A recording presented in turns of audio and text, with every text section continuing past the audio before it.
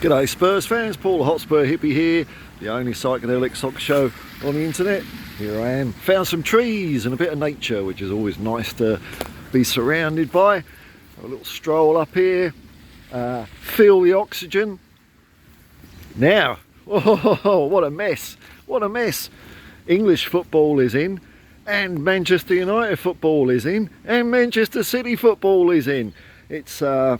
It's mess all around. Mess comes in threes, and here's three for you. So, England embarrassingly defeated by Iceland again. At least there was no kind of skin in the game for this one, but it's still incredibly embarrassing being beaten by Iceland with a lacklustre performance.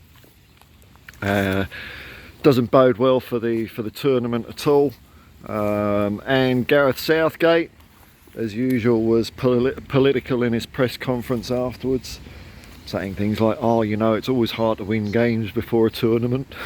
Is that how football works, Gareth, is it?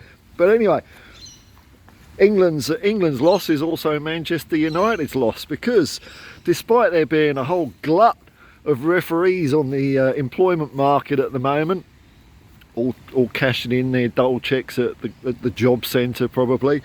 Who have we got? We've got Potter, De Zerbi, there's a few others. Oh, Poch. So there's a few decent managers around the block at the moment.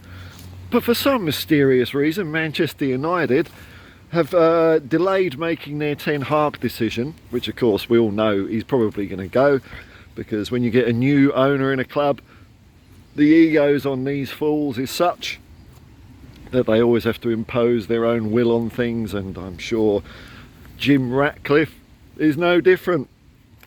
So why is he waiting? Why is he waiting when you've got De Zerbi, you've got Poch? They're all right. They're all right, better than Ten Hag. Well, because they're waiting for Southgate, aren't they? They're going to wait for the Euros. This is a mind-bogglingly brilliant way they're approaching it. So, I mean, apart from the fact that Gareth Southgate is a completely useless coach, it's the fact that, well, he's not going to be available until the Euros, which, when does the Euros kick off? 15th of June. Let's say England last 2 weeks at least, so that's 1st of July. That's deep into pre-season, man, deep into pre-season, or planning at least. So the transfer window would have been open for 2 weeks. What players are they going to get in? Are they going to listen to Ten Hag? Probably not. So what are they going to do this summer? They're going to be in a complete mess next year. And if they appoint someone like Gareth Southgate, there's no getting out of it. You know, he's popular with these kinds of people. I get it. You know, he's a bit of a yes man. He plays the game. He makes them feel like they're clever and wanted. And billionaires, these psychopaths, love having their egos stroked. In fact, if you don't stroke their egos, that's one thing that makes them jolly angry and feisty. Maybe Ten Hag hasn't been doing that. So Manchester United are in a complete disarray. Beautiful. Manchester City, my video yesterday I was talking about the court case that they're bringing against the Premier League, which is absolutely disgraceful. It's a farce. But it looks like there's a lot of voices now that are calling for Man City just to be booted out. And these are some of them are the same voices that, you know, well, it's innocent till proven guilty, blah blah blah blah blah. Like they ever meant anything. Like I could go and smash a window here, right? And if I don't get caught, I didn't do it. Is that the way the world works, is it? It's preposterous. But it looks like that this is, you know, just a bridge too far for a lot of people, that it is bringing the game into absolute disrepute, and they should be booted out. And I reckon that's fair enough. I reckon they should be absolutely dismissed from the league. It's crazy what they're doing. What they're trying to do is, as I said yesterday, just briefly, they're trying to say, well, the Premier League can't make rules. That's what in effect they're doing. That they're going to call on a higher authority, the law of the land, some beak, Rumpola the Bailey, and all that, to overrule the Premier League.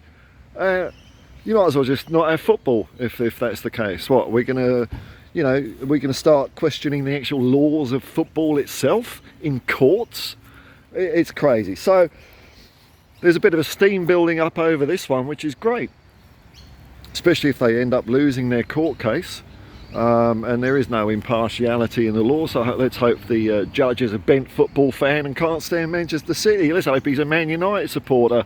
You know, if we're going to have a bit of corruption, might as well corruption in our favour and sod them off out of the league, out of the Premier League, and then, well, it's up to the English Football League to see if they want this stench hanging around, and that could be the beginning of you know, the demise of Manchester City, because they will shrink in size if they're outside of the Premier League, and depending on how long they're out, I mean, it could be just 1 year, but they're going to be a smaller financial club. It doesn't matter how rich the owners are, they're not going to be able to just turn the tap on and pump limitless funds of money into the club to build it back up again, which is good, because this club, as well as Chelsea, who I hope get booted out as well, have absolutely broken the Premier League. I remember the innocent days of the 90s when Blackburn Rovers were accused of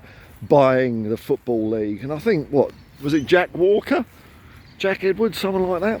I think it was only about 10 million he spent, 10 million, and they only won it 1 year, and it was only bloody just as well, so it was very close. There's a far cry from that to, and they're not, you know, and in fairness, at that time, a club could, you know, make a few good signings and pinch a league. It was kind of sometimes a revolving door, you know. Liverpool with the dominant team, followed by then, I guess, later on it was a tussle between Manchester United and Twats FC from Plumstead. But you never had a team at the moment winning 6 out of 7 Premier Leagues. And people claim that this is the best league in the world. It's absolutely broken. It's broken. And then they'll say, yeah, but to get into the top 5, it's competitive. That's arse. That's arse. Who cares about top 5? I only care about winning the damn thing. And that's what I'm hoping Tottenham Hotspur are going to do this year. And there's lots of rumours, you know, are we going to pop for Conor Gallagher before the FFP deadline? Or are we going to string out Chelsea? I don't know, it depends what the deal is. It could make a big difference to the price. If they want to sell early, they've got to sell cheap. If they sell late, then it's too late for them. So that's beautiful. Other names that I'm seeing cropping up, Eze is creeping up a lot. Tony seems to be going a bit more lukewarm.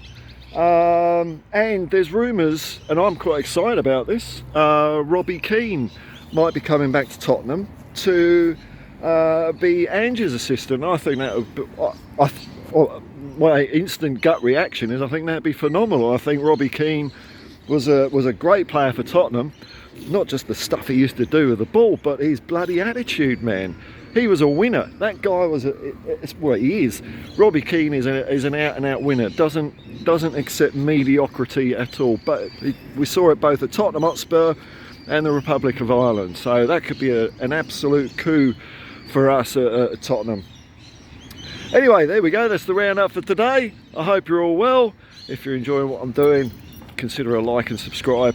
And thank you very much to Welsh Gal, who gave me a super message the other day. I don't reply to messages on videos. I was going to. I was tempted, but I thought, no, I can't be bought. But here we are. There's a shout out. Thank you very much, Welsh Gal. Peace and love, man. Come on, you Spurs.